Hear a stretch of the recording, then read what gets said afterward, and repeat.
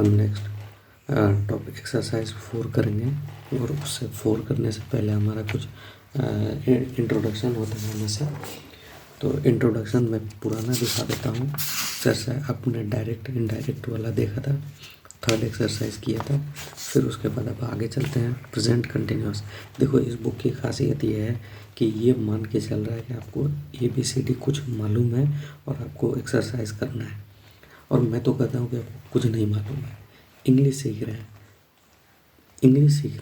और इंग्लिश को हिंदी से सीखें। ये कौन सी बड़ी बात हुई। अच्छी बात है कि इंग्लिश को इंग्लिश से सीखें और आप इसको फॉलो करें, इस किताब को।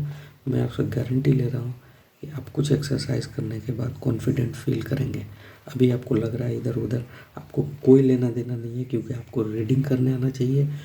लेकिन इसके साथ कंडीशंस है कि आपको जो भी वर्ड आए उस वर्ड का आपको प्रॉपर मीनिंग पता हो। अगर आपको लगता है कि आप खुद ब खुद मीनिंग निकालते हो तो वो आप अपने घर पे रख लेना, अपने पास रख लेना, क्योंकि खुद की मीनिंग निकाला हुआ हमेशा राइट नहीं हो सकती है ना दोस्त। ठीक है, चलो आगे देखता हूँ। यहाँ पे प्रेजेंट कंटिन्यूअस है, यानी कि देखो यहाँ पर कुछ बातें हैं, फ़ोटो है। इस फोटो में यहाँ पर देखो साराज जो सारा है उसके साराज यहाँ पे एपोस्ट्रोफी एस बोलते हैं, यानी कि कॉमा दे करके एस लिख रहा है। यानी कि सारा का जो ट्रेन है वो लेट है। So she is phoning mark, और वो फ़ोन लगा रही किसको, मार्क को। और मार्क कहाँ है, कहीं होगा घर पे, लेकिन सारा कहाँ है, स्टेशन में खड़ी है, दिख रही है। अब देखो यहाँ इंट्रोडक्शन में क्या कर रहा है, द प्रेजेंट कंटिन्यूअस मीन्स। देखो प्रेजेंट कंटिन्यूअस का मतलब होता है प्रेजेंट हो और वो लगातार हो, कंटिन्यूअस भी हो। सिंपल है। अब आपको टेंस के अंदर में ये घुसा रहा है, ये किताब आपको टेंस के अंदर घुसा रहा है 4th एक्सरसाइज तक आते आते। अब ये अगला कह रहा है कि प्रेजेंट कंटिन्यूअस मतलब कि प्रेजेंट हो और कंटिन्यूअस हो, या तो एक्शन जो काम हो रहा है उसके मिडिल पे है। अभी ये कह रहा है कि मार्क, सारा कॉल लगा रही है, mark question mark, I am at the station. कौन कह रही है, सारा कह रही है कि मैं अभी स्टेशन में हूँ, खड़ी हूँ। आई am waiting for the train, और वो ट्रेन की वेट कर रही है। ठीक है। Oh I can hear it, it's coming now. बोले oh I can hear it, अच्छा ओ मुझे सुनाई दे रही है कि इट्स कमिंग नाउ, और वो ट्रेन आ रही है। ठीक है। अब यहाँ पे देखो पहला है फॉर्म। फॉर्म का मतलब नहीं निकालते हैं। आप तो पहले डिक्शनरी रखो, डायरी रखो, और जैसे मैं आपको अपना डायरी दिखाता हूँ, मैं भी लिखता हूँ पर। लेकिन यहाँ पे देखो पढ़ने का तरीका, चूँकि ये वर्ड को पहले से पढ़ने के लिए कोई ज़रूरी नहीं है, तो अभी मैं आपको लिख देता हूँ। छठा वर्ड हमारा होगा फॉर्म। कोई दिक्कत नहीं, मुझे तो नहीं मालूम है इसलिए मैं लिखता हूँ। अगर आपको मालूम है, क्योंकि आप पंडित हो।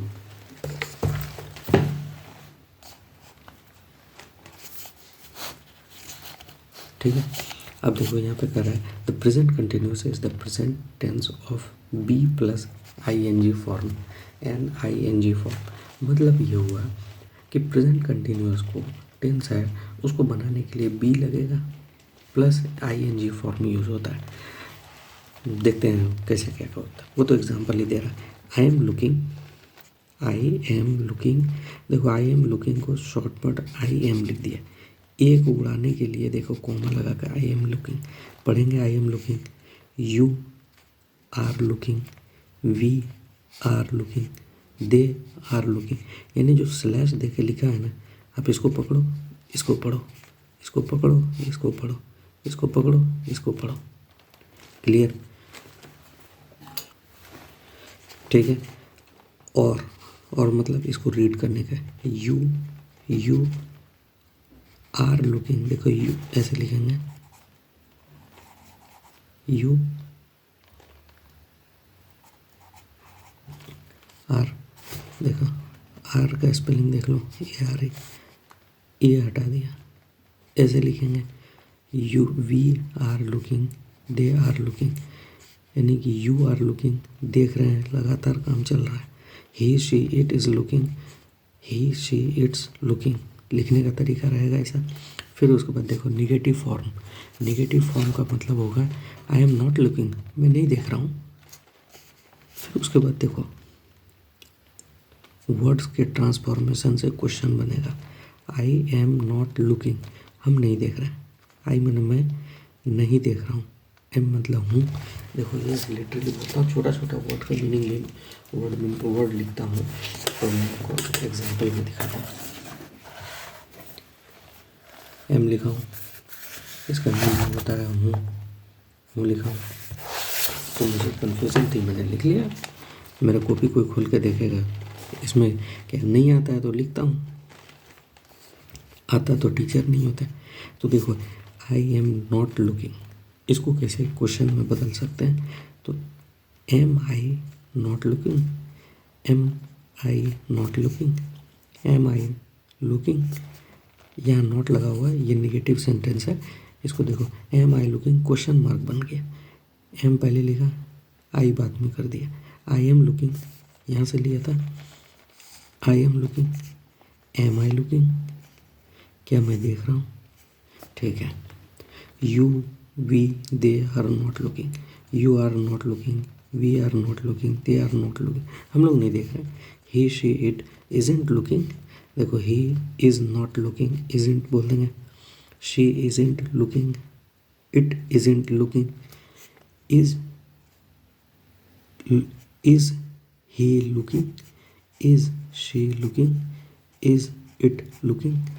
तो ये इसको पहले लिख देने से क्या सवाल बन रहा है, ये तो ज़बरदस्त चीज़ है। ठीक है। I am getting the lunch ready, I am getting the lunch ready, मैं अभी नाश्ता तैयार कर रहा हूँ। ठीक है। The train is coming, the train is coming, look देखने के लिए कह रहा है कि ट्रेन आ रही है, लुक देखो। वी आर को देखो कैसे लिखते हैं। We are looking for a we are looking for a post office, हम लोग पोस्ट ऑफिस के लिए देख रहे हैं। We are looking for a post office, हम पोस्ट ऑफिस के लिए देख रहे हैं। ठीक है। Rachel isn't wearing her new dress, Rachel is not wearing her new dress, वो नई रेचल जो है वो नई ड्रेस नहीं पहन रही है। ठीक है। What are you doing, what are you doing, क्या कर रहे हो। Who is Vicky dancing with, Vicky किसके साथ डांस कर रही है, ये सवाल है। ठीक है।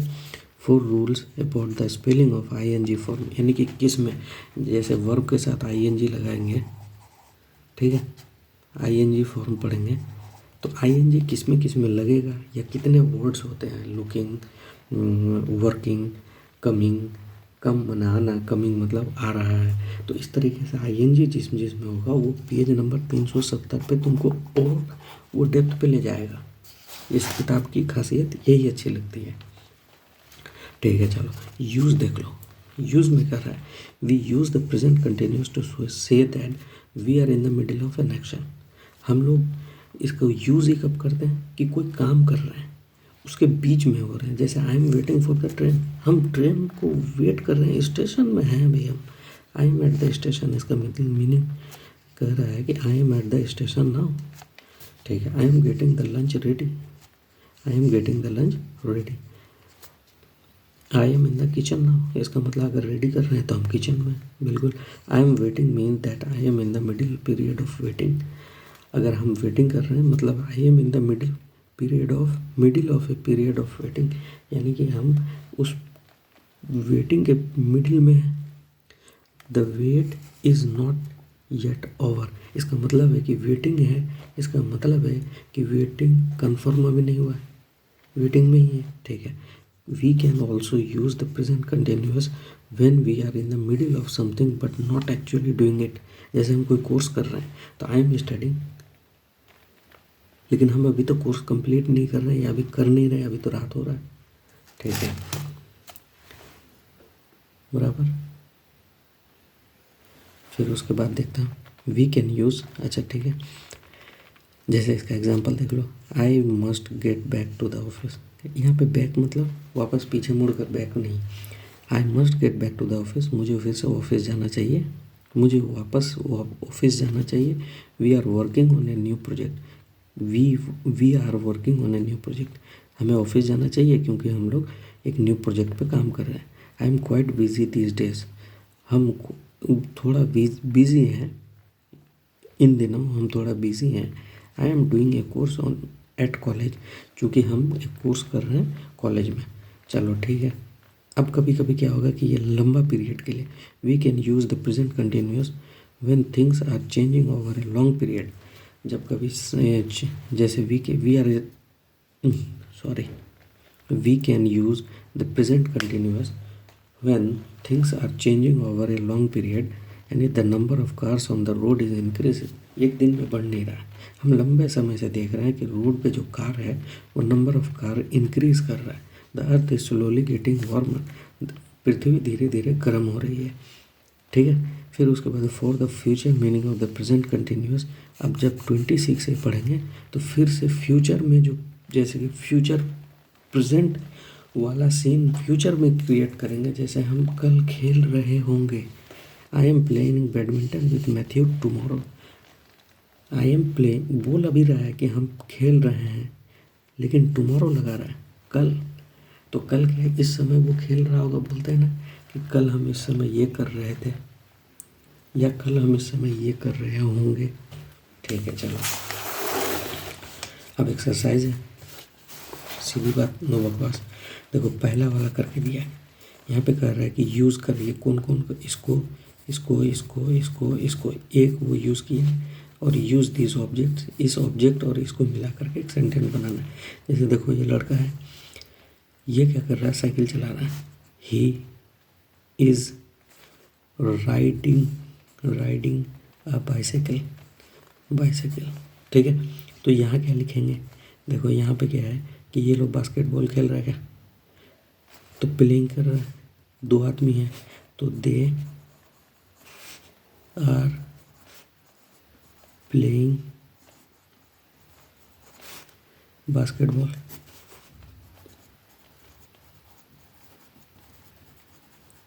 इस तरह से आप पूरा करोगे। फिर आता है यहाँ पर क्या हो रहा है कि racial is in the computer room at college. Racial जो है वो कंप्यूटर रूम में है, कहाँ पे, कॉलेज में। Complete her conversation with Andrew, और वो एंड्रयू के साथ बात कर रही है। Put in the present continuous form of the verb. देखो पहला एंड्रयू जो है व्हाट यू डू, ये तुमको हिंट क्या दे रहा है, व्हाट बीच में प्ले बटन है, यानी कि वो अपना काम करके बना करके दिखाती है, सॉल्व किया हुआ। व्हाट यू डू ये दे दिया ब्रैकेट में, तुमको यहाँ से सेंटेंस बनाना है। यहाँ पे what are you doing. Next वो रैशल जवाब देता है, I write a letter to friend. यहाँ तक कंप्लीट हो गया। तो देखो I am writing a letter to a friend, यहाँ तक वो भर के दिया। Next he is a disc jockey, अरे वो सब गाना वाना बजाने वाला को डिस्क जॉकी बोलते हैं, डीजे वीजे पर रहता है साला चूतिया सब। ठीक है। Vicky and I to organise a disco. Vicky and I are